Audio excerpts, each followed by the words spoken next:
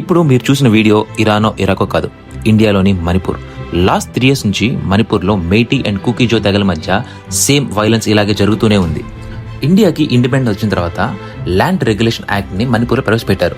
దీనివల్ల మేటీస్ కి only valley and plain reason లో ల్యాండ్ రైట్స్ ఉన్నాయి, అండ్ కుకీజోకి ఓన్లీ హిల్లీ ఏరియాస్ లో మాత్రమే ల్యాండ్ రైట్స్ ఉన్నాయి.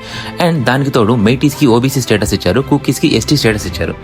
2023లో మణిపూర్ హైకోర్టు మేటీస్ ని కూడా ఎస్టీగా రికగ్నైజ్ చేయమని ఒక ఆర్డర్ పాస్ చేసింది. ఈ ఆర్డర్ ని కుకీస్ తీవ్రంగా అపోజ్ చేశారు. ఎందుకంటే ఇది వాళ్ళ ల్యాండ్ రైట్స్ అవ్వచ్చు, పొలిటికల్ గా అవ్వచ్చు, ఎడ్యుకేషన్ అవ్వచ్చు, జాబ్స్ లో అవ్వచ్చు, చాలా హై ఇంపాక్ట్ చూపిస్తుంది. దీంతో ఇక్కడ ప్రొటెస్ట్ స్టార్ట్ అయినాయి. ప్రొటెస్ట్ కాస్త వైలెంట్ గా మారినాయి. గవర్నమెంట్ ఇక్కడ పారామిలిటరీ ఫోర్స్ ని అప్లై చేసింది. 3 years నుంచి ఇంకా ఈ వైలెన్స్ ఇలాగే జరుగుతూనే ఉంది. ఇంకా ప్రొటెస్ట్ జరుగుతూనే ఉన్నాయి. కొన్ని ఏరియాస్ లో బాంబ్స్ పేలుతూనే ఉన్నాయి. ఈ గొడవల్లో ఎక్కువ నష్టపోయింది కామన్ పీపుల్ మాత్రమే. వాళ్ళ ఫ్యామిలీస్ ని కోల్పోయారు, ఇల్లు కోల్పోయారు, వాళ్ళ ఫ్యూచర్ ని కోల్పోయారు.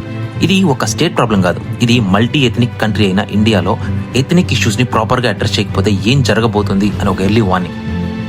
ఈ ఇష్యూ పైన మీరేమనుకున్నారు? Let me know your thoughts in the comment section. Bye by.